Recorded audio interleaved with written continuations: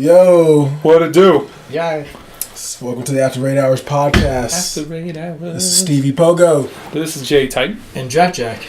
How you guys doing? I'm doing pretty good. How about you, man? I'm tired. I am tired as well. Tired is the energy of 2019 so far, man. Yes, I've been hitting it hard at work and everything, trying to get everything done, and I'm just exhausted every day. I'm just tired of people not communicating. And I feel like a tattletale, but a necessary one, trying to get shit organized and like cohesive. And yeah, this month has been trying. My patience. How about?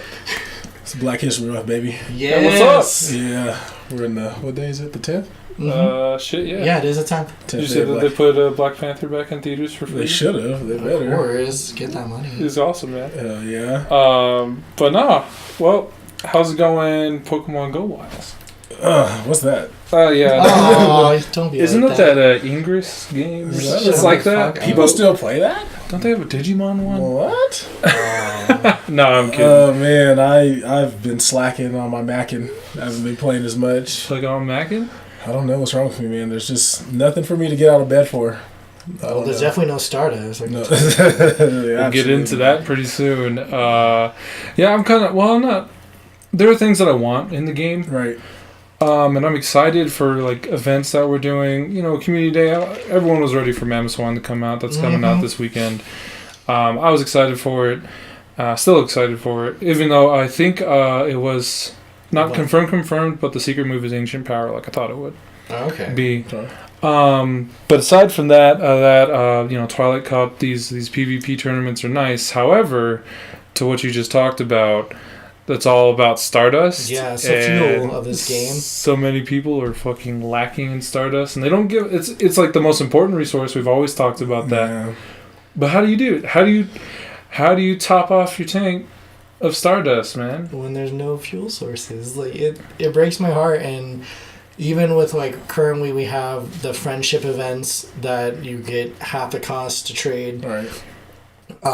You have Spoinks and other various Pokemon out and about, and Spoinks have been the bane of my existence since they announced its shiny form. Like, we have like our little side chats, and I think I took a screenshot.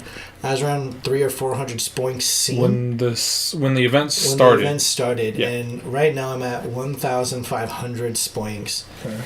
And I've had Stardust and double like the little lucky eggs going, and still no shiny Spoink because they're just against me, which is okay. Fuck you too.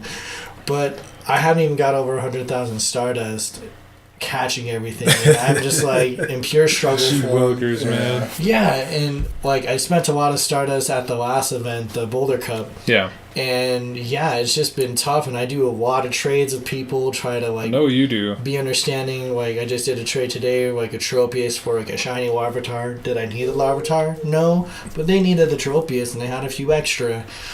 But like, those costs add up over time, and like, yeah, I'm being generous, but at the same time, like, damn, that's hurting my bank account. So just stop trading, dude. I'm gonna have to. But a lot of it is like I'm trying to get my shiny living decks, and that takes, you gotta have a big wallet for that.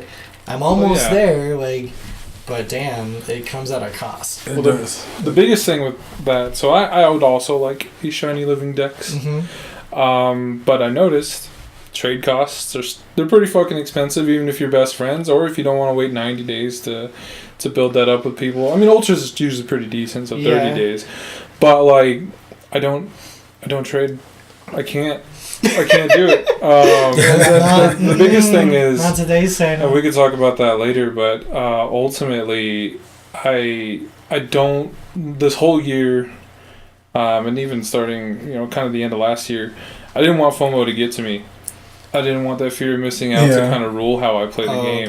That owned my ass. Yeah, and so what happened was, like, these shinies come out, and they're pumping out shinies left and right, but I still think you fuckers should do all shinies at the same time. Just give me every one of them. Might as well get them out. Because then it gives me a reason to really catch all the Pokemon that I already catch for Stardust. Yeah. But, just throw me a bone. Be nice. Peanut butter. See those little twinkles around that Pokemon. Well, yeah, and it's cool. Like, speaking of the FOMO stuff, like today I had my like epiphany moment at 5 a.m.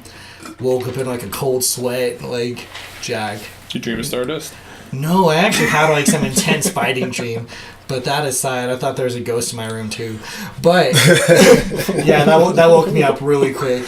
Okay. Yeah, but I like sat there in my bed wanting to play Pokemon and just kind of like looking through my box, and I was like, Jack, Shiny Spoink will be there. Like, because again, like I said, I've been hunting for him nonstop. And I was like, he's going to be out there after this event, so you have some shit that's like due by Valentine's Day. You need to get done. Yeah. And I feel everyone who is an adult has a lot of due dates, and every company I feel likes to set them around holidays or around days like you just want a fucking day off. And that's what my job has really been doing. And this is the first time I think in 6 years of working at my job that I actually want a vacation. And it's never happened, and I'm like kind of freaking out about it. But you deserve it. Treat yourself. Yeah, but I woke up thinking about work and Pokemon, and I was like, Pokemon should not be controlling this. This should not be dictating it. I need to like cut you off, like set my phone aside, and get some work done. And that's what I did this morning. And so that's kind of been my drive. Welcome home, Jack. Welcome home. Oh my God. Hi. Wasn't it weird how refreshing that is, though? It is, because I was just like, I always think about it, like, where was this game? Like, what would I be doing if this game wasn't here? Yeah. And I was like, I'd probably be doing a lot more other things. and so that's how I have to treat it. And it's like, yeah, the Spoink event's cool. I'm looking for the community day. I'm looking forward to the Twilight Cup and being at the Heroes Pizzeria and Tavern that we have reserved. Shouts to them. I think they seem really excited to have us and really open. Hopefully they'll have some good food deals and drink deals especially. They want to do specials for us. Yeah, potentially. Like the gal who was running it seemed like really happy that we even showed interest. So I was like, hell yeah, I'm down to support locals. Right on. But yeah, hopefully with Pokemon, they'll start to change up their events more to like help people restore depleted banks. Of Stardust. Because yeah, double experience is cool, but like some of us are like double or triple 40s. Right. Some of you people are already getting the 40s, and I applaud you guys for like holding out and like working still to get there, and that's fucking awesome. Yeah. Some people, like, who is it? I think Noel, his baby counts already in the double 40. I was like, get out of here! Like, how are you this? He hit 40 in like months. Yeah, like a couple he did. Of months. He did, but he goes to raids and he grinds a bunch. Yeah, his main playing style is raiding. Right? Yeah, and like, there's a lot of people that still do that, and even with raids, people have been silly there too, and like, I'm kind of glad I've stepped out of that arena, but I step back in from time to time to witness some shenanigans, which we'll get into later. I don't raid in Aurora. No, I'm gonna be honest. I raid Denver's downtown. nice. Yeah. Denver's nice for some of that because it's really impersonal. I don't mind running into some familiar faces, but then there's some who pull some shenanigans that I just kind of like, as everyone knows, my cold dead eyes are just like stare at you like, why are you like this? And yeah. It's been interesting. Do you want to speak to that a little bit, Steve? Because you kind of stepped back from playing like heavy. Yeah. I've stepped back a lot. I mean, half of it was my little fitness goals that I set for myself. I decided, I mean, you're fucking jacked. that was a part of it. I want to concentrate a lot more on furthering my career. Spending more time with my kids. Bro, I see you. Getting my eyes off of a cell phone for a while. So it was a bunch of different things that kind of took me back from the game. And then also, like you talked about, the FOMO, I just don't care really. Like, really, at the end of the day, what is this going to do for me? Right. Like, it's... Make you the very best like no one ever was. I don't give a fuck. I can still bench press more than all you fucks. So... It's... Okay. But anyway, no, that's it. I mean, I still love Pokemon. I still play the card game. It's dope because me and my daughter play it a lot now. That's what's up. I wish I could get out to some of these tournaments. Talk to Remy. Yeah. He runs tournaments. Yeah. I'm always working when he's running them, though. Oh. It's just... other fish I gotta fry. I still like playing. I still keep my streaks going. I still, want to complete my decks. I still like solo raiding. So wait, even with your busy schedule and changing things up, you still make that 5-minute commitment to get those streaks? Yeah, every day. Crazy. Hardcore player. Wow. That's it. But I mean, going back, like I've always talked about how I like being competitive, especially on this podcast. Yeah. Oh, yeah. And so just cycling back to that Stardust, like that's essential when you're talking about these PvP tournaments or solo rating when you're building your teams. Yes, sir. I think the quick fix, I guess there is no quick fix to getting Stardust. It's kind of like everything else in life. You got to kind of work for it to accomplish your goals. Grind it out, baby. I think there's 3 different ways we probably could fix that. I don't know, but I don't know if we can fix it. Please. Yeah. I mean, give us, like Jack said, some events, please. Some double Stardust events, like you did in the past. Mm-hmm. Community, let's start these raid trains again. Those are going to be huge. Yeah. And then, what you can do by yourself is get your incubators up, get out and walk a bunch, set that star piece, and then that's pretty much it. That's the only way you're going to get your Stardust up. It's tough. Takes work. True. But, it's just like everything else in life if you want it. Well, we've talked about on this game where, I don't want everything to be too easy. Right. Naturally. I wasn't a big fan of, when the special quest comes out and they do an event catered to catch all your Dark and Ghosts now. Now that's afterward, and, my brother's on that quest still, he's, struggling to find some of these Pokemon. I'm like, that's funny. But outside of that, though, when it comes to that, do you think that the Stardust costs are in a good spot? Or do you think they should be tweaked? I think they should be tweaked as far as if we're talking about the PvP. And the special move. I'm still frustrated because, I set my team up and then I wasn't even able to make it out to the Boulder Cup because I had some other things that I forgot I had going on. Right on.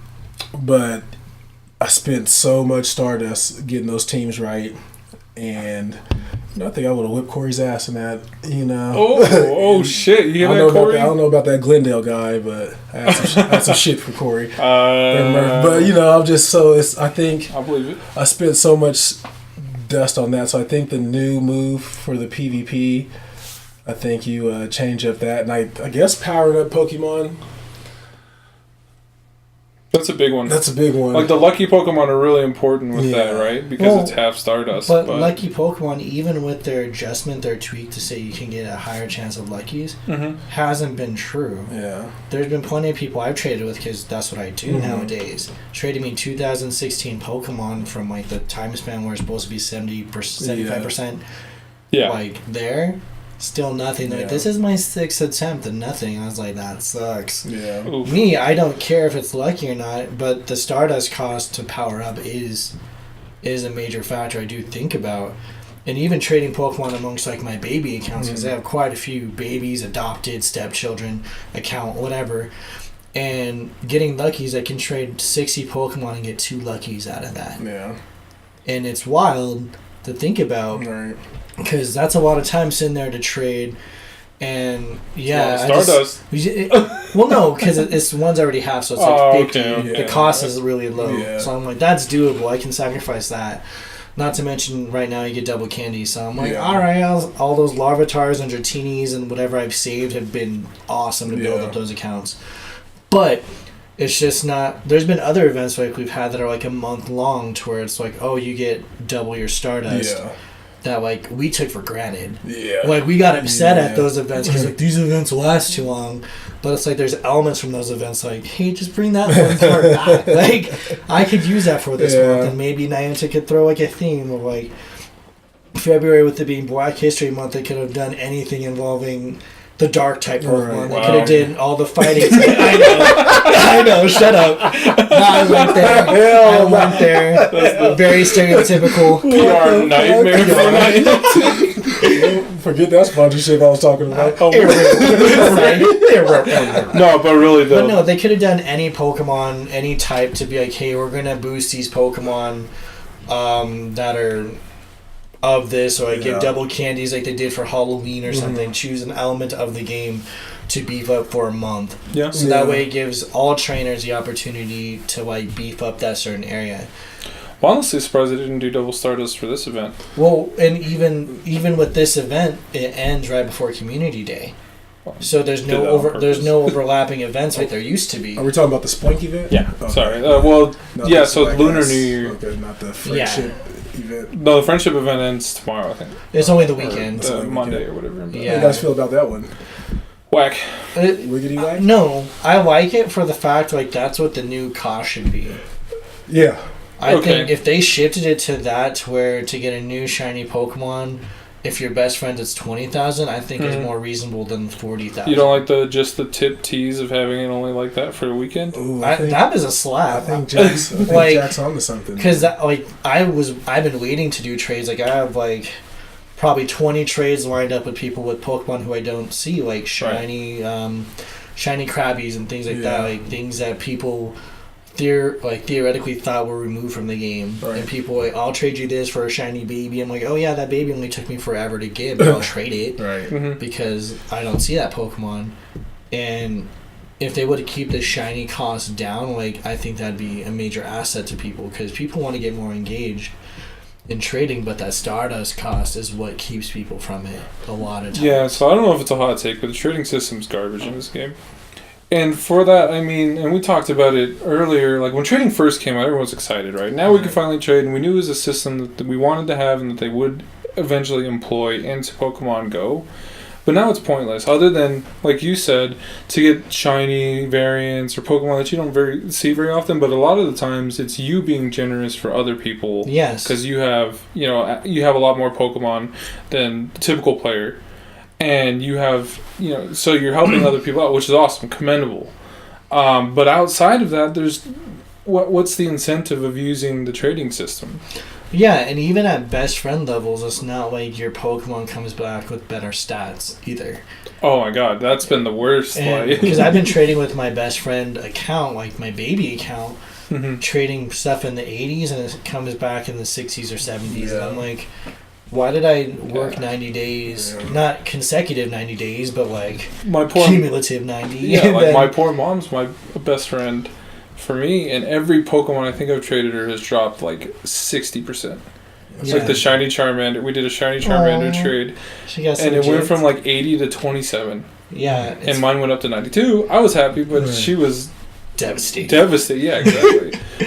So like, there's no control over that, and I like a little bit of variance. I think a best friend, it should always like at the very least go up, even if it's only a couple points. Yeah. Or stay really close to what it was. Like a 5% difference. Yeah, I don't think. I don't, naturally I'm not a coder. I don't know how difficult that is, but I don't think it should be able to drop 60 points. But even then, outside of that, like the trading system is just, it's whack. And I'm not quite sure. Unfortunately, I don't have a way to like fix it. I don't know. I can't think of anything. It's like, see, I honestly feel like it should go to the levels similar to the game, where they have the global trading systems, but like we have that access. We know it's capable to battle anyone, anywhere if you're at a certain friend level. Yeah. Why can't you have that for trading? Yeah. Like, why do you have to be within the 100 whatever feet, 100 whatever meters to trade? I don't know. With your best friend, but you could battle your best friend when they're across the world. That's true. That makes no sense. Yeah. Why can't, if you're best friends with someone, you spent the time, why can't I trade with them from afar? Yeah, I think originally, and this actually kind of ties into things like spoofing or whatever, but I think originally when they coded trading the way they did is they didn't want people to have an unfair advantage. Yeah, that's true. By trading with people for the distance medal or whatever, or trading like, oh, I'm going to trade people in Japan for Farfetch'd. Yeah, and they didn't want that market for trading too, right? They didn't want people to make money off of Pokemon. Yeah, because that's the biggest part. Right. Like, they didn't want people to sell trades. Like, I'm going to sell you a Torkoal for $5. I'm going to sell you a Tropius for $5 or something like that. I think that might have been part of why they did it, but at the same time, because like battling, the only thing you get from battling is a crappy amount of Stardust and maybe a Sinnoh Stone right now. Hopefully. Hopefully, some people battle 50 times a day and don't get a Sinnoh Stone. But all you do is battle 3 times a day, that's all. I know. Don't waste your time any further. But regardless, though, I think that was the part. I wouldn't mind opening it up to global trading. And just kind of, because the game needs, the game's going to evolve, and I think it needs to keep evolving in order to keep people, one, engaged, two, to keep it at where it is, because it's the top game in its class. Right. That's what you want to call it, like an augmented reality social game. It's one of the more popular games still, and most active. And so that being the case, like, it's going to have to evolve, and I think that's a good way to take it. I also think the battle system still needs to evolve. Oh, yeah. Like, heavily. Talking to some of the other Instinct players, they're like, no, I don't want it because there's been other battling systems from way back when that they're like, it's way more competitive. You have to think about your tactics and go forward that they much rather play. And they're like some of the more hardcore Pokemon Go players that I've met. Mm-hmm. And they're like, nah, I don't like this. Or some have joked like, nah, that's too advanced for me. It's like we're literally just button jamming out in the cold somewhere, like just clicking our asses off. I think they should introduce status effects. They really should. Like poison, paralysis, sleep. Yeah. It'd be amazing. A whole nother level. But they're like, again, they still have opportunity. It's only February. Yeah. There's still time. Right. And they have because they basically accomplished all the major feats that they needed for the game. Yeah. Mm-hmm. People thought trading would never come. It's here. PvP. It's there, but it's not like really crazy. Right. They have the PvP. It's here. Cool. Some people are doing it, like a very small percentage, but people are still participating. Well, did you see what the latest thing that they're working on is what? AR, like advanced AR? How advanced? Because there's a lot of, like, I just helped a lady yesterday, poor Maria, at Walmart, call out to you, who couldn't get out of her augmented reality because her phone won't let her, like, adjust. Right. And I had to, like, go into the settings to take it off because she's been stuck there for a week. Well, yeah, right. And that part is still going to need tweaking, but they did acquire an AR-based company. And what I mean by advanced AR is if you just imagine tournaments, Pokemon tournaments, but you can go to a stadium and they're projected in real life. That type of AR. Right. Just gave me a boner. Yeah.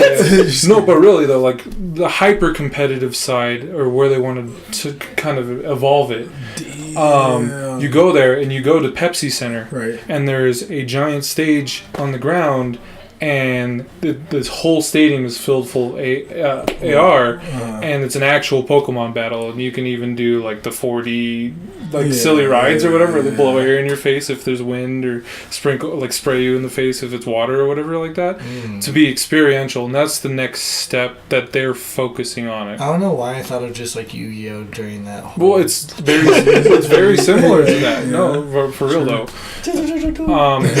They, like I said, they just acquired a big-time AR company to develop that. And that's kind of the next step. And then in order for that to be interesting or worthwhile, they would have to overhaul, like, the battle system for one. But I think that's an exciting kind of direction for them to go in. Right. I just need them to not forget about a lot of things on the way there.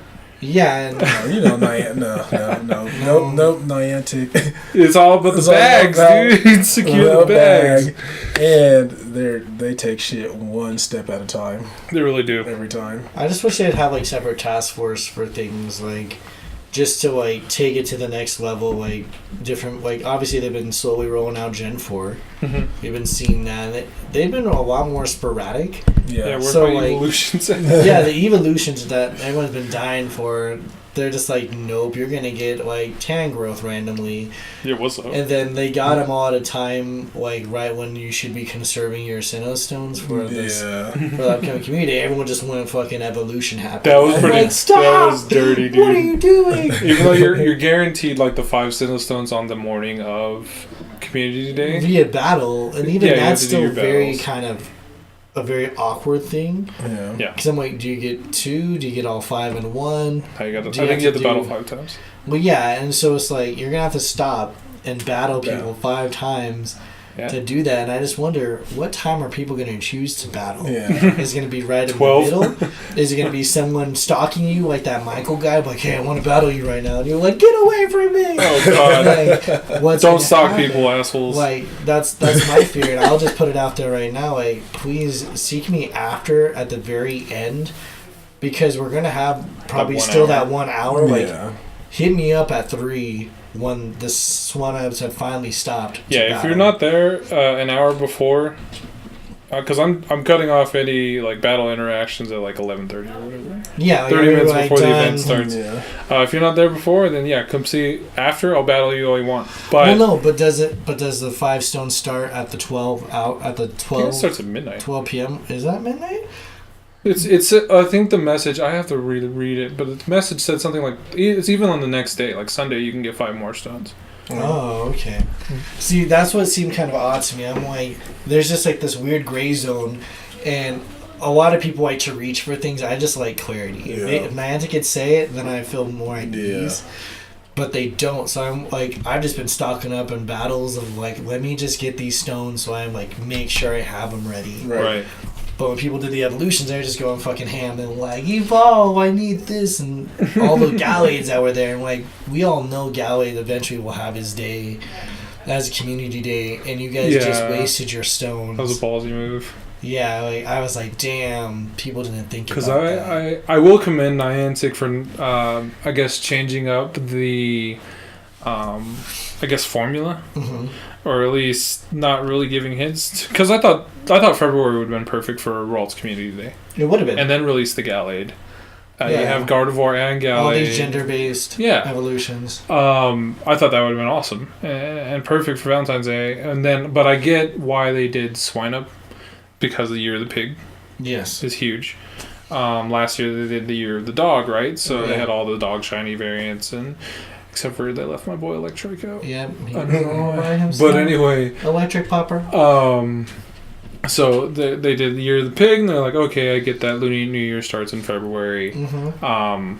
Do Swineup, but at the same time, they kind of changed up the formula because like we thought Bagon was also going to be coming soon. In December, they're like, oh, by the way, all of the past Community Day Pokemon, blam. That was actually for a weekend, and I did really like that. I did appreciate that, but again, like we talked with Herb, it just reiterated that FOMO doesn't have to be FOMO because that shit is coming back. Yeah. Like these shiny raids. Lugia will be back in raid. I just want you to know. My God. At some point in time. He'll be the Christmas one. Lugia will be back. Like he rolled back from the sea just in time for Christmas. I still don't have a shiny one, but I don't even What? But you don't want it. I don't care for it. I feel like if you had one, you'd just be like, yo, I'm trading. Yeah, I'll get rid of it. Yeah, you would. You got that muck, you know what I'm saying? But really though, I don't want that pressure to get to me, and I'm not letting it. And on one hand, I feel like we need to have like rehab classes. We really do. People who have the fear of missing out, just to give them reassurance. Because just like when everyone was speaking about Lunatone, I joked. I was like, "Watch, Lunatone will come back, and it'll be a raid boss." Was I wrong? No, you weren't. No, right. They did it with Solrock too. Even Solrock is back. Who else? When it came to even like guessing Pokemon for the raid boss, like I guess Palkia. Yeah. Because Noel's like, "Who do you think, Jack?" And I was like, "Palkia." And I don't even know who Palkia is. I just know his name. That was my guess. And sure enough, he was there. It's just one of those things. Like, we're gonna hit all these guys, and eventually they're gonna make their way back. Mm-hmm. Someone was asking, like, "Man, I really want to trade for this," and that's where like. With the trading and being understanding comes in. Just people like, I want to trade, I don't have a legendary dog, I never got one. I'm like, I don't want to trade you one because I know it's going to return. Yeah. And am I going to cheat you out of that? I could have just as easily done it because I have like 10 of each. Right. Mm-hmm. But I'm like, I'm not going to. And lo and behold, now you can get them in the 7-day encounters. You can get a water Pokemon in that. Yeah. And it's just like, there's these iterations, so like, don't be fearful. Like missing your shiny Spoink, because once it's out, it's out. Yeah. You're going to be chilling, and all of a sudden Aurora Municipal Center is going to be a Spoink nest. You're going to be there on a random day as you're going to get L&L Hawaiian barbecue, and very specific. You will run into a shiny Spoink. I'm just trying to speak but positive energy into the future, because that's the scenario I want. Good vibes. It will, and it will happen. I think this kind of ties into something that you had hit on earlier, Steve, and like. Kind of the general conversation here is like I don't want FOMO to rule me or why or how I play the game or why I play the game, right? Because that shit will be back, but in even the bigger picture, and maybe this is not a great way to look at it, but in the bigger picture, like eventually I won't be playing this game. Is it gonna matter?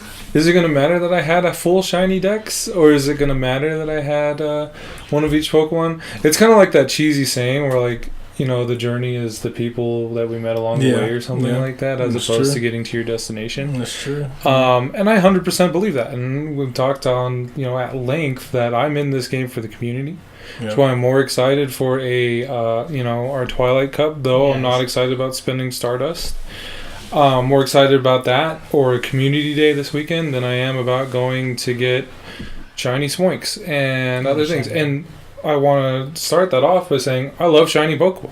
I'm a collector. That's the number one reason I play this game. But I'm not going to be like, I need shiny Spoink right now. So unfortunately, like you, I'm not checking 1,500 Spoinks to try to get one. I'm like, yeah, it'll come back. I'll be walking down the street going to work. There'll be a Spoink on the fucking street. I'm gonna click it and it'll be shiny probably. Well, at one point. Yeah, and the funny part is I've been running into plenty of other shinies. Like when I was at Walmart, ran into shiny Mischievous. That was a good one. And I was just like there trying to get my jalapenos for some Pico de Gallo, and sure enough, there's Mischievous. And then I was hanging out around Cheeseman Park the other day, and there was a shiny Dratini that I got there, and I was like, oh, a little pink Wiggle Dragon. Like, how awesome. Yeah. And just like little things like that. So yeah, it's just those kind of friendly reminders of like, hey, don't get too bugged at this game if it doesn't give you what you think. Because first, the game doesn't owe you shit. It's one of those kind reminders you got to give yourself. Secondly, is that like it's a game. Make it fun. If you don't, then it's gonna suck. Yeah.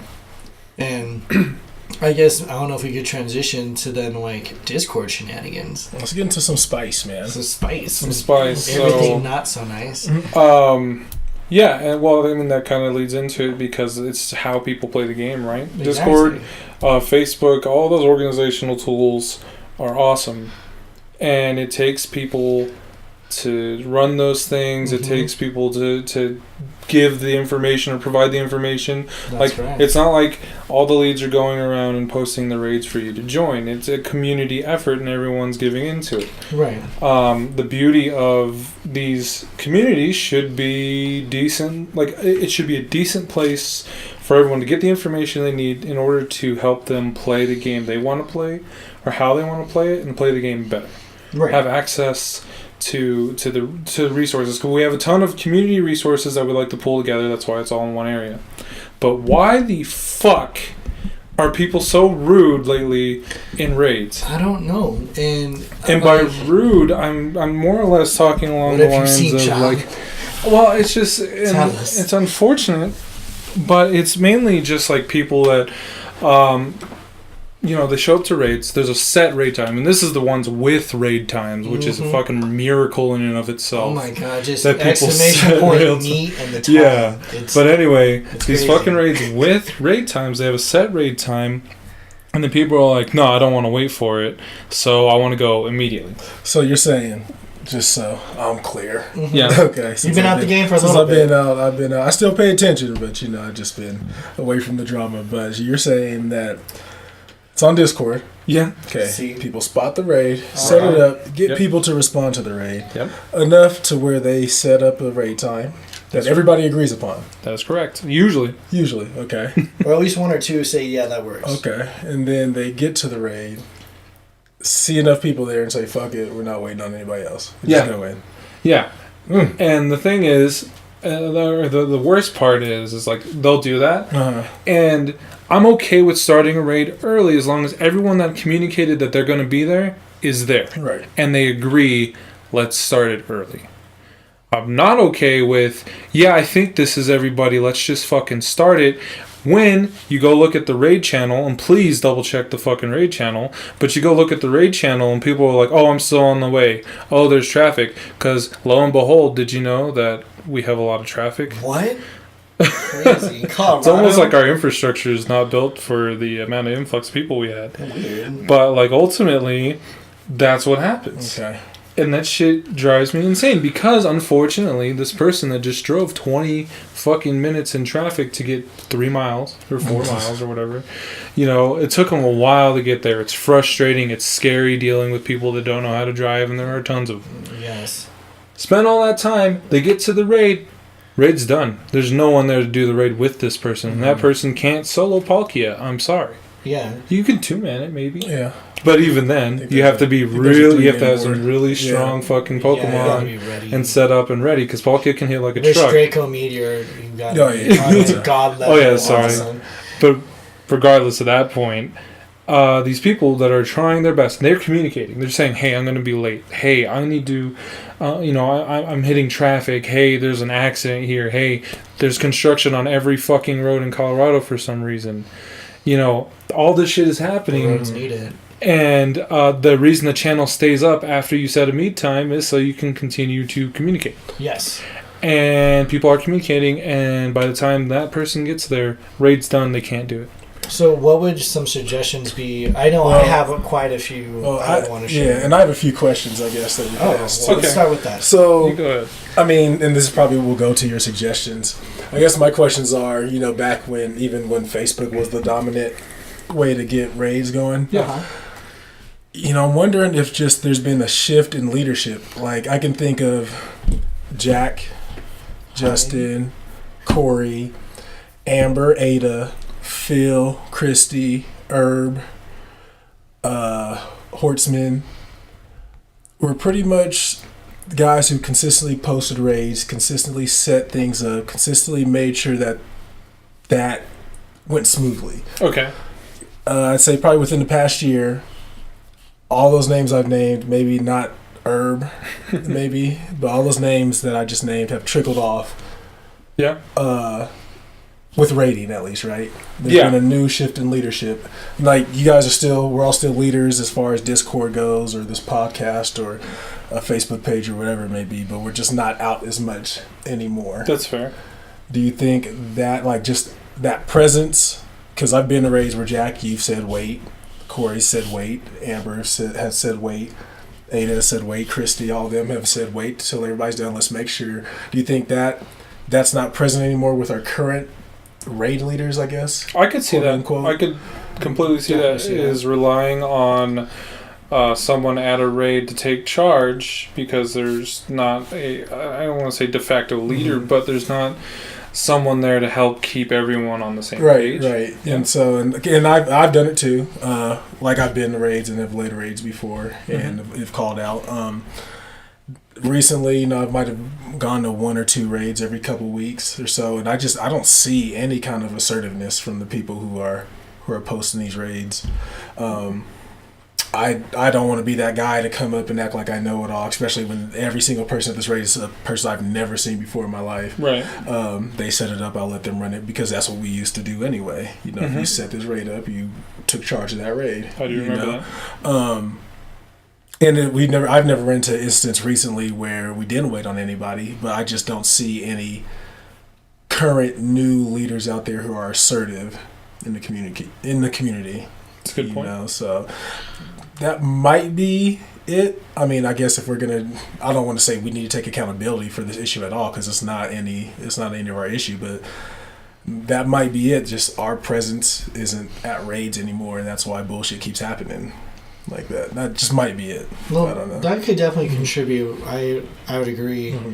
I know with some of the people who are there, I think whenever I raided and I took like the step to be more of a leader in the community, a lot of times, like, if I didn't know the people, I'd still speak up, but I think it all depends on your tactics and your candor. Right. Like, if I, like, back in the day with some individuals who are a little bit more, they took it personally if you spoke against them. Yeah. That I'd be like, hey, maybe we should wait, because I know, like, I was running late, and make suggestions and try to, like, relate. Right. That's one tactic I'd use if you're trying to sway a group. Okay. If I knew we were waiting on one person, oftentimes, like, and it was someone from, like, say, Instinct, and they're like, Jack, can you make them wait 3 minutes? I was like, yeah, I can make them wait. Yeah. And it's just me talking to them to kind of gauge their interests, see what else is going on, see if there's any more raids, and so forth, to drag out the time to get into that. Right. There's lots of tactics you can use, and if you need help, you can always message the leads to get that feedback. Because obviously no one wants to be kind of like the pissy player who's just like, it needs to be done when it is, because we've had players like that. and we don't like playfully we don't speak their names. Right. But if you feel something's not going as it should be, don't be afraid to speak up or at least ask for assistance on that. Exactly. Right. Is one of my suggestions. I've been to some raids recently, and I think the cold has been a major factor too, because there's a lot of new players who I've never seen, but then they get antsy because of the cold. And you have to remember, like, there's a wide demographic of people that play this game. And there was one instance where I was with Justin's mom, and we're like driving to a raid, and she couldn't crutch across the ice, which makes perfect sense. It's ice, and being on crutches and not having that like range of mobility is not like there's certain limitations. It's not a joke. And so I'm like, hey, I'll take your phone. We were like 2 minutes before our raid was supposed to start to the time I set it. And I was like, when I set it, I don't adjust, especially if I say I'm going to hit a few. I'm on that train. I'm not changing times. Exactly. And if I change times, I don't set them ahead. Like, I don't move the time back. So 10:40, I don't move to 10:35. I move to 10:45. It's always to give people more time, not less. And especially if they don't answer, if you tag someone and you change the time back and they don't answer you, that should be your cue. Maybe they're driving. Maybe they're trying to be responsible and not check their phone while driving. So don't set it back. Set it forward. Unless that person gets back to you, hold to the original time, is my personal opinion. So I run to this raid in the cold that's dark, and I show up, and the group who was there already went. A minute before the actual raid time. So I'm like, what the flying fuck? I'm pissed off. And then here comes another group right around the same time who didn't post in Discord, but they saw the Discord post. And this is kind of a little tidbit to give to people who just utilize Discord for the information, but who are kind of shadow trainers, I'll call them, who just kind of wait there. They get the location and times of its end, and then they work their own. You can do that. I have nothing against you guys whatsoever. I do that a lot if I don't want to deal with people and I just want to get the raid in and out. Usually for like shinks or something, because I don't want to go, like, let's set a raid time, because you don't need people for shinks. You don't need... I think level 40 players, you just don't need lots of people unless it's like a tier 5 is usually when you need people. But those would be when I coordinate. But anything else, I'll just go solo and like schedule my own time. But I always think the wise thing is, if you see a set Discord time, go like 5-10 minutes after or before, so you're not even in the same time frame as those people. Because if they're trying to get coordinated, if you show up around their time, try to work with them. If they are like, hey, we're waiting 2 minutes, if you want to join us, cool. Don't be a dick or whatever and be like, no, I want to go now, join me or die kind of deal. Because it throws people off if they're waiting for someone and you kind of come in and you take charge to overpower it because you're impatient. That's not a cool thing to do in my opinion. And there's a lot of layers to that. I think the biggest thing is communication, right? And we harp on that, and like it's almost meme-y at this point. Communication, and like that's in everything you do. You have to communicate. Relationships, work, etc. You have to communicate. This is no different. And in this case, because people are relying on you. You're relying on other people at these raids. That's where communication is the most key. And so, like you're saying, if someone's using Discord for the times and shit, I don't care. That's fine. That's cool. It's a resource. Use it. If you want to, if you don't like raiding with other people on Discord and you have your little raid group, do it. I don't mind. Just when you're there and if you see other people walk up to you or whatnot, just communicate, hey, I'm not part of that Discord group, or I'm not part of the Discord crew that are going at the set time. I'm going on with my own group at this time. Now, it's cool if you're going there at the set time and you want to join that group that's trying to go earlier. I don't mind you doing that either. I just want you to communicate that. And I want you to communicate that to everybody. I want you to be like, hey, in that raid group or organization chat, I want you to be like, hey, there's another group here already. I'm going to jump in with them. Because that lets everyone else know that, hey, you're going to be down another person by the time you get there. And that's the biggest discrepancy or the biggest problem I've been seeing. Is like people show up with their other raid parties, or maybe it's on Facebook or it's not communicated in Discord or whatnot. those groups show up, and then the people that have already communicated, hey, I'm going in Discord, don't communicate again. They don't double check the channel. They don't let other people know. And again, it's I don't mind. I can't control you. I don't want to. I don't want to be the dude that's like, hey, you need to do it this way, blah, blah, blah, blah, blah, blah. I'm just trying to say it would be great if we all communicated with each other and made sure that we knew what we need to know in order to play the game in an efficient and a good manner. Yeah. Because ultimately, again, people are relying on us. People are relying on everybody in this community to keep playing, to post up raids. That's nice. And sometimes it's hard when you're driving. You don't want to be on your phone. You don't want to, I got a snapshot and then post to Discord and I'm driving. That's hard. No, don't do that, please. Yeah, but ultimately, it comes down to, regardless of your goal and regardless of what you want to do, I know you want that Pokemon. I know you want to do raids. I know you want to hit raids fast and efficient. And everyone has their own play styles. But just try to keep in mind that people are relying on you. And you don't want to let them down. And then another thing for players, because it's been cold, players that like to sit in your car. Yeah. You have to be proactive in letting others know that you're present. Like, I think my biggest pet peeve is when people say, I'm in this random car in the parking lot.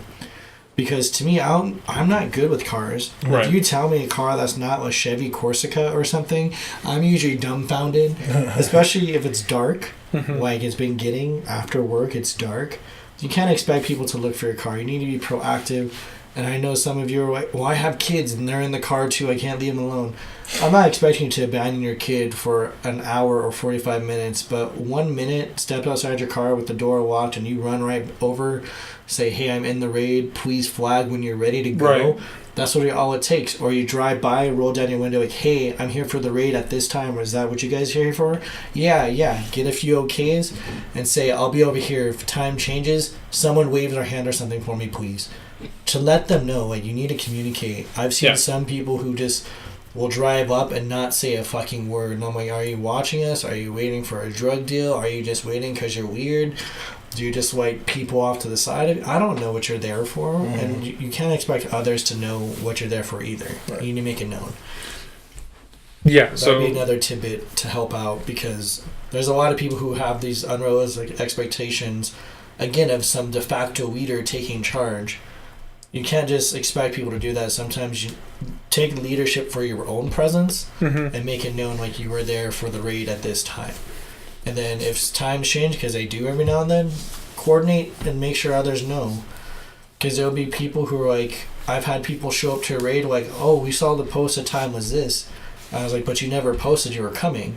So how am I supposed to know? And I've had people get mad. I've had to like cool their jets of like, we started early. Thankfully, they still made it to the raid. And we're like, oh shit, we're sorry. We didn't know you were starting at this time. I was like, well, I didn't even know you were coming. So like, there's issues there. And all it takes is a simple, hey, what's up? The same energy it takes you to get mad at someone is the same energy it would take you to like let them know you're coming. Arguably less. Or even less, yes. And like, I know like we had on Discord, the leads kind of came to the understanding because of the growing problem to start warning systems. And they're just kind of polite, informative reminders of like, hey, if someone reported some miscommunication or failure to communicate, and we hear about it and we like do the research, look at the receipts, and if we feel it's worthy, we're going to send you a message. And it's not like, some people took some heavy offense to the messages, some people took it super personal, which I can't tell you how to react, but I can tell you what it's about. And it's just about reminding you, no matter what your status is in any platform you're on, if someone reported you, we take it seriously, because that's our roles as leads to too. And if we feel it's worthy, we're going to follow up with you. So like, I don't care where you are on Facebook, I don't care where you are at your job, or like how many kids you got, whatever. If someone has a complaint, we as the leads need to be proactive in that, and I expect that of anyone, in my opinion. And I've had some people confront me about some of those warnings, and I kindly let them know what it was about. And a lot of them were like, I want their receipts, I want to know who reported. I think of it like work. In any HR report, most of the time it's like you get a report, they do their research, and for privacy's sake, they let the person who was affected maintain their privacy. So no, I'm not going to share that information with you because I don't have to. Well, and that just, ultimately you just end up painting a target on someone. Exactly. I don't want to start witch hunts, but like we'll review things if we think things are iffy. We'll follow up. But that's the whole point of the warning system, is to help stop this confusion and help people to be more effective in rating and to communicate. Yeah, and the system's there just I guess it's more or less there to bring light, because no one wants to fucking ban anybody. No. I really don't. I don't like being confrontational, but I will if I have to. I do. That's the thing. Well, that's fair. But I don't, because I don't want to piss anyone's cereal. I don't want to try to dictate why or how people should play the game. Exactly. Which is fine. It's just we do have, we have a community we're trying to uphold. Basically, and like our one main thing, and you can look into the fact welcome, is like we don't tolerate harassment. That's one of our major things, but we also want to make sure that when people play and they come here to utilize resources, that the resources are good. Right. Yeah. And everyone, I think at the end of the day, wants to get their Palkia, wants to get find those field research missions. They want to have good trading experiences. No one wants to get gypped. No one wants to waste their gas driving to raid to find out that they already raided without them. No one wants to go to a PvP tournament to find out they went to the wrong spot. Communication is there for a reason. And with Discord, we have a lot of resources, and that's a lot for people to manage. And people forget the leads with Discord are all everyday players just like you guys. We have jobs. Some of us have kids. Some of us have more than one job. Some of us are self-employed. Some of us work for governments. Some of us are changing positions and looking for new career ventures. We're people, but we take on these roles because we want to make sure the community has these resources, and if we want to make sure things run smoothly. So if people are complaining to us and wanting stuff to get remedied, we're gonna do our damnedest to make sure it's smooth. Yeah. Really, at the end of the day, we obviously, Justin said, we don't want people to lose out on these resources because we gather them for a reason. Mm-hmm. But it's not just us gathering, it's the community as a collective gather this information. We need people to post raids. We need people to share their insight. We want people to feel comfortable to be like, hey, I got this Pokemon I want to trade, or I don't know, how can someone help me? A lot of people have gained mass knowledge of this game through Discord, who before, like myself, never used Discord before this game. Mm-hmm. And the people who took serious offense, I can't help how you take the game or how you take constructive criticism, but that's just one of those things of you can either roll with it or let it stop you. It's your choice. But at the end of the day, we want Discord to be a really good community and people to enjoy this game, and I hope you can find that. Yeah, and the same goes, and just to zoom it out a little bit, the same goes for if you're not on Discord. If you're on Facebook and that's your primary source of resources and coordination, just communicate. That's all I ask. And I don't have power. Yes, I have a lead role, but I'm not an all-seeing and all-knowing being. I'm regular-ass Joe. I do the same thing that everyone else does. The only thing is, I guess I volunteered to try to take more responsibilities. Ultimately, the biggest thing is communication, and we don't communicate enough. And that's on every level. So that'd be my suggestion. I don't know if you guys had any more on that or any more questions. Or no. There is a reason why I believe, and I think our numbers show it too, that, Aurora is one of the strongest communities nationally. Colorado in general anyway, but we have a bunch of leaders, and the majority of the community are people with strong ethics, morals, values, and beliefs. So just apply that to when you're interacting and playing this game with people. We're the fucking best. Let's prove it. Yeah, just stop being shitty people. If you want to be petty, do that on your own time. Do that. I'm not gonna say being petty is a horrible thing. I know I'm petty from time to time, but when 100%, dude. Shut the fuck up. But when it comes to handling stuff on a leadership level, no, I can make myself third person and be like, hey, this is a reason. Yeah. Be mad at me all you want, but this is what happened. And at times, and I don't know, that maybe that's where I need come to come to Jesus moments. Because sometimes I'm like, I want to let people have it, but then I'm like, is this going to be constructive? Like, the inner Jack is like, do it. Yeah. Be petty as hell. But then, like, leadership Jack is like, no, let them think about it and, like, really, like, figure it out. And if they have issues, they can talk to me in public and I'll gladly address it face to face. Right. I'm not going to argue with someone on Discord about anything because I don't see it as fruitful. And you have those keyboard warriors who are mighty strong behind a keyboard, but in person can't look you in the eye. There's plenty of those. And to me, it's just like, think about your life choices if that's what you're going to do. That's true. And on that real quick, if you get a warning or any sort of message from a lead... Trip, start funking, throw shit. Yeah, that's right. Come fight my man, Steve. He can bench press a fucking truck. So, yeah, come catch these hands. I want all the smoke. These fucking tree trunks. But really, though, what I was going to say is, like, if you get those types of messages, even if it's like a positive message, the lead group is a collective. And it's not a personal attack.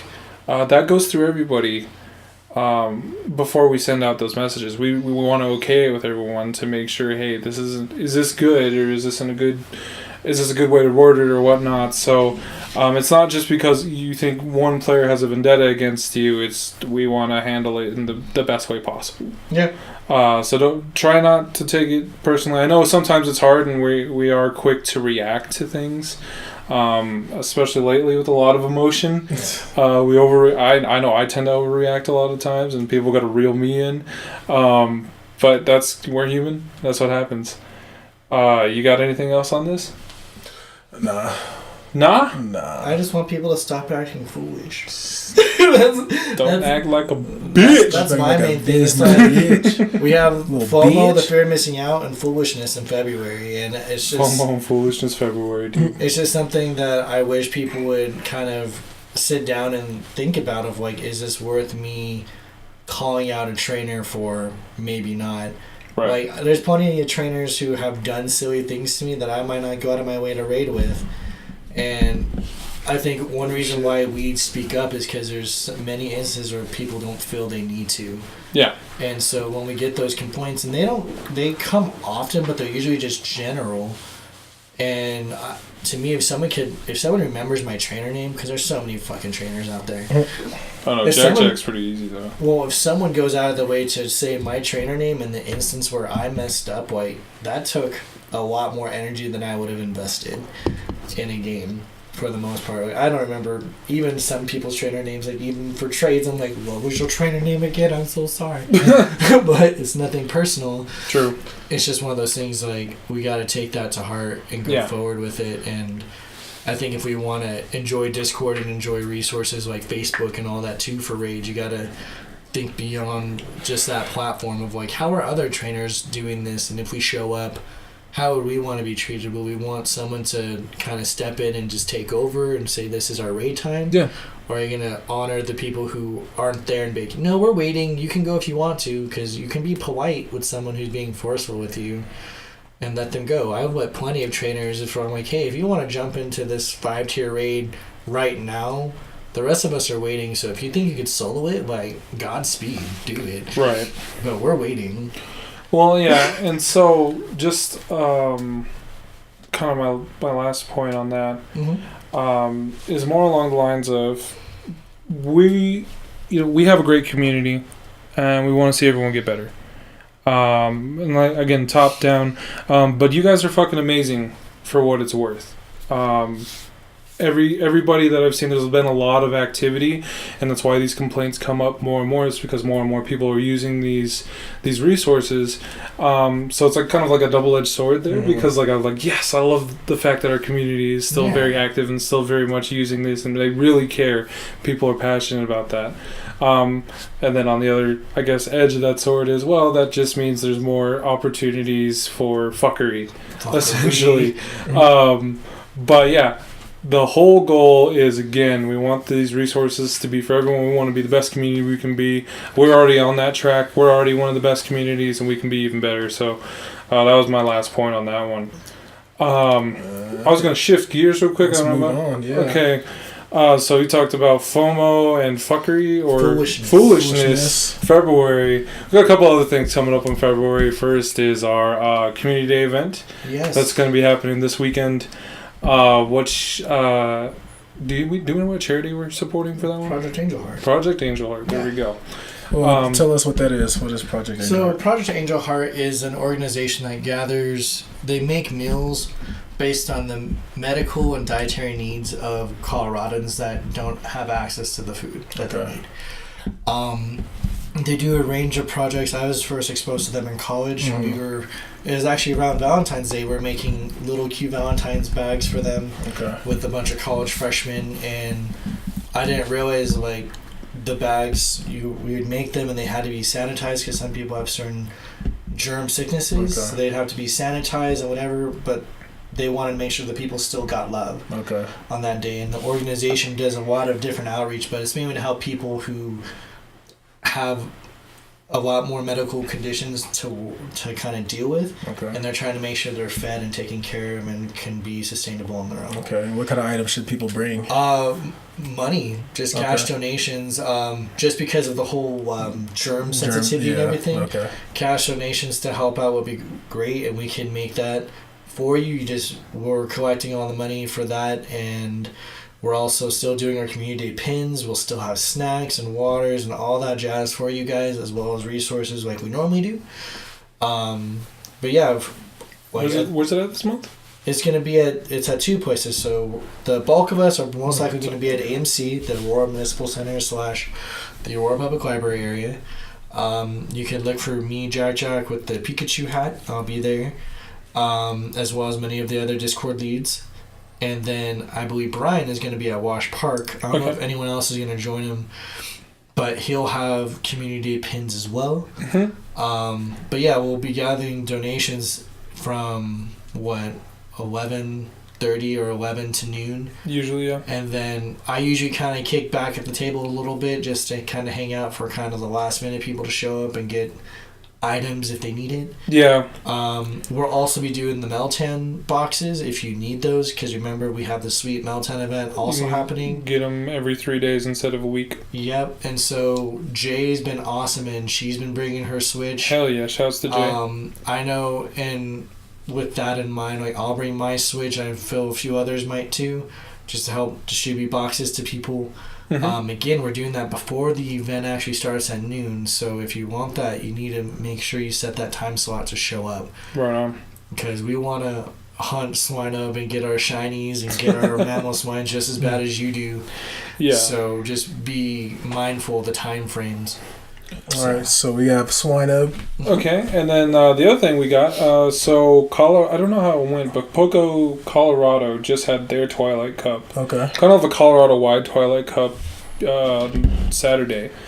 I'm not sure, like I said, I don't know much about it. All I know is I tried to help promote it. But that being the case, we have our own Twilight Cup. This month it'll be on the 24th, so towards the end of the month. That's a Sunday, 3 p.m. at Heroes Pizzeria and Tavern over here by Meadowwood Church. It's off of Laredo and Dartmouth? Yeah, if you guys are in the Aurora area. Or if you want to join us from wherever you're at, feel free. Yeah. Doors open. But yeah, it's going to be awesome. Heroes, we talked about it a little bit earlier. Heroes is working really well with us. They're excited to have us.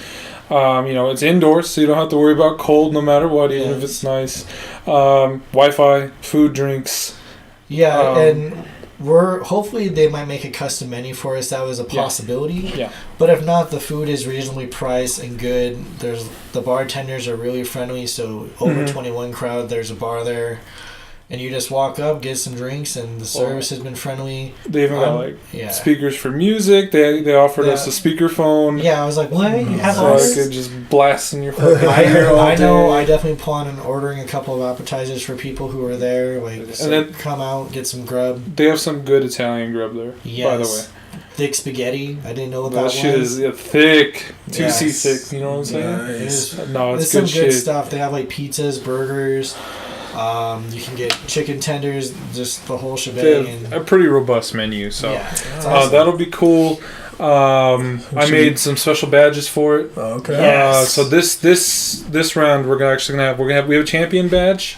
We have a second like a runners up badge because last time we had 4 runners up. Okay. And then I have normal badges. The only way you can get those badges is coming to the Twilight Cup. I don't charge you for them, but you have to participate To get the badge. to get the badge, and I will not sell them. They will not be at the community. Yeah, I day do events. not give them the community day events, and they're usually pretty unique and cool. I design them myself. Nice. We With give some them a little input. bit of flair. Yeah, we flare them up, make them really cool. So if you like that kind of shit, Right. people want to, have their little fucking badge case. Come see me at Heroes, 3 o'clock on February 24th. All right. Well, let's talk about my favorite part of this Twilight Cup. Ooh, meta. Jack just walks away from the table. And he's gonna be playing Pokemon over here.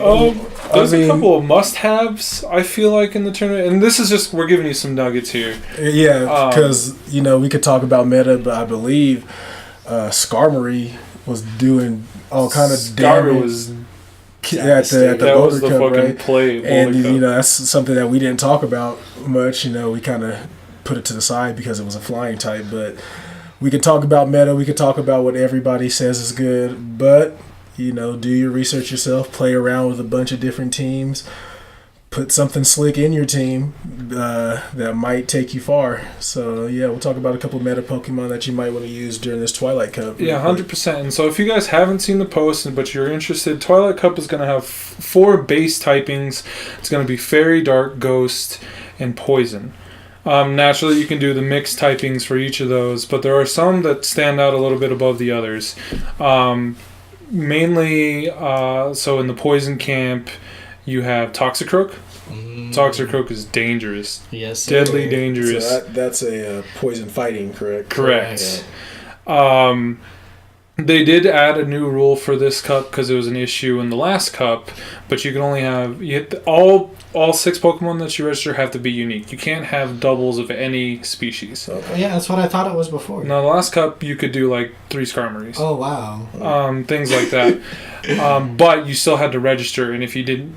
So if you registered 1 Skarmory, but you used 3 different ones, that's fucky. That's you can't do that. cheating. Yeah, you have to use whatever you register. Okay. However, you do have up until I start the tournament to change your registration and everything like that. Change your movesets. But once you register and lock in and the tournament starts, you cannot change anything. If you do, I'll kick you right in the groin. But really though, so that's a new one. You can only have 1 of each species. However, the only part where that's kind of you can play around with that is Muck. Alolan Muck and Muck count as 2 different species. Okay. So you can have an Alolan Muck and a Muck if you really want that Poison or Poison Dark mixture. I will say Alolan Muck is pretty fucking baller in Twilight Cup. You also have Drapion and Skuntank. Those are going to be heavy hitters, really good anchors, good tanks. Similar to Skarmory, it's hard to take those down. Skuntank is only weak to ground. Where that comes in is Nidoking and Nidoqueen. Nidoqueen is better than Nidoking. So keep that in mind if you're building your teams. Well, just damage, endurance, and everything. Okay. Kind of all stats. Makes sense. On the fairy side, I think probably the number 1 will be the Azumarill. Oh, modern. Azumarill is gnarly. That's going to be a big counter. And remember, to a lot the of Azumarill is also in the raids right now. Yeah. Yes. So you can always take your chances to get one, but I don't know if they'll be. Yeah, past I that wonder limit. if the Silph Road had set these cups based on what's coming out, like after the data mining of raids, because it's really weird that all the fairies and shit are in raids and out and about right now, and some of these other Pokemon. And that's what they base the cup off of. But anyway, Azumarill is going to be nasty. On top of that, my baby, fucking Alolan Ninetales, is going to be a really good one. The Ice Fairy. Yeah, Alolan Ninetales and Frostlass, the Ghost Ice. Yeah.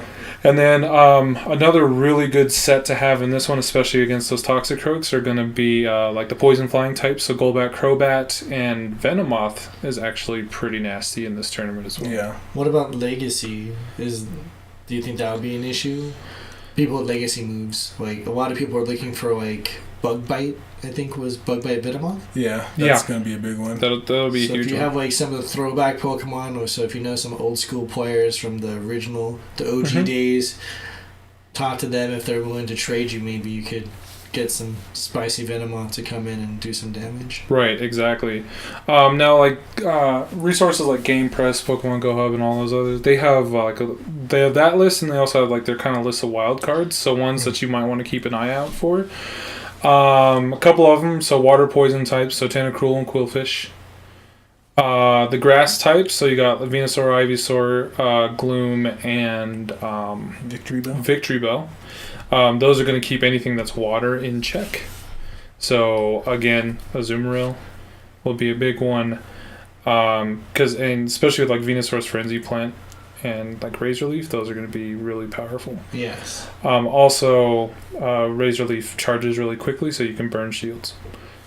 And then your dark types, you have pretty much Tyranitar is going to be really good in this one. If you have a low enough Tyranitar, a lot of people's Tyranitars are fucking beefy. Super beefy. If you have a low enough Tyranitar, you can use it. It'll be really good against like the bats and the Venomoth. Because they're flying types. Yeah, and it's really good against the ice. And then so also, Frostlass if it has Fire Blast, you can blast any plant if need be. Exactly. Umbreon actually can make an appearance in this tournament and be really good. Umbreon and Alolan Eradicate are really bulky. Yes. They're generalists. They're tanky, deceptively tanky. And like, yeah, the Toxicroak's in there with fighting, and some of these other Pokemon have fighting moves, but just keep an eye out for those. That's pretty much the Pokemon.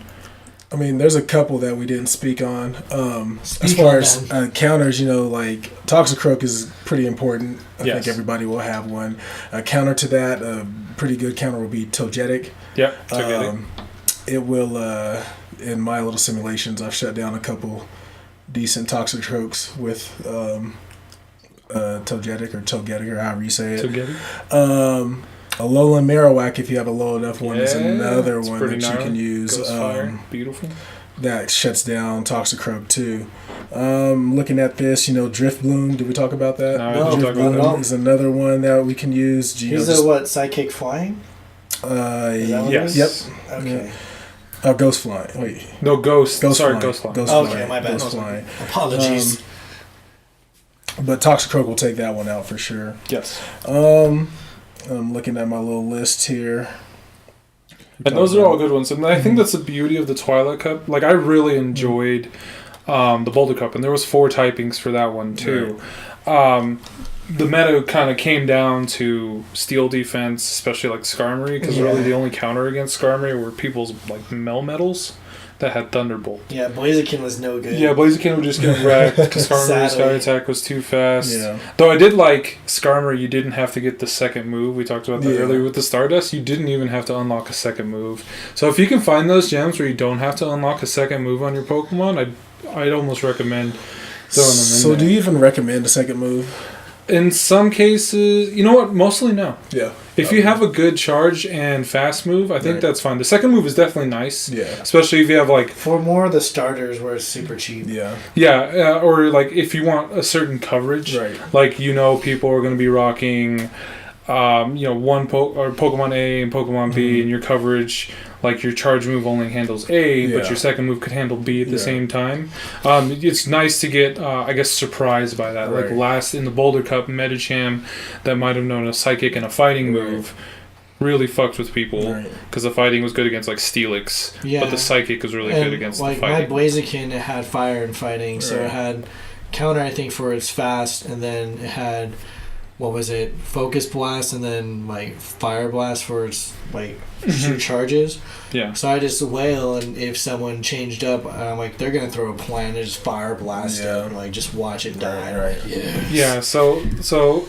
But at the same time, like I said, most of these Pokemon you can get away with just the one move, even if it's a multiple typing or they do have 2 strong moves and you can't choose between the 2.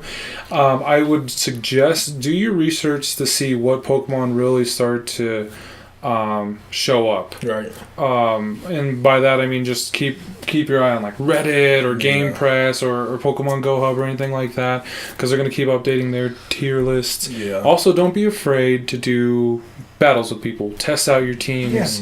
Definitely recommend it, because sometimes you won't need those. Like a lot of my Pokemon that had 2 moves, I really just stuck to 1. Yeah. And so, like I said, on one hand, it's nice, but on the other hand, was it worth 100,000 Stardust? Maybe not. Maybe not. And also, if you just want to participate just to get the badge, come out. Like, why not? Like, you get to meet, like, having the guy come out from Glendale, and there's a couple people who I've never seen before show up who are just, like, down for PvP, because some areas in Colorado just don't value it. And if you just want to kind of spice things up to see what's out there, just find another element, then you just kind of go with it. And it'll be a lot of fun. Right on. And I guess one more tidbit, I don't know if this is necessary or not. Really pay attention to how much damage you're taking, because I still see people use their shields way too early. And so, if you know that person doesn't have a second move that's going to take you out and you're not taking that much damage, save your shields. Or if that charge move that they're using against your shield is either one that they charge really quickly or one that's like not very effective. Yeah. Like, yes, it's important to save your damage, but at the same time, like, if you're hitting my Skarmory with a sky or flying move with your charge attack, do I really need to use my shield to block it? Not at all. So be careful with that. Just because it's a charge move doesn't always mean it's going to be a really heavy hitting one. So the shields are the most important part of PvP. Yeah, timing's huge in it. Outside of connection. But anyway, I don't got anything else more on that. Thanks for joining me, boys. Thanks for having us. Yeah. All right. We out. Bye. Peanut butter booty hole. Oh my God.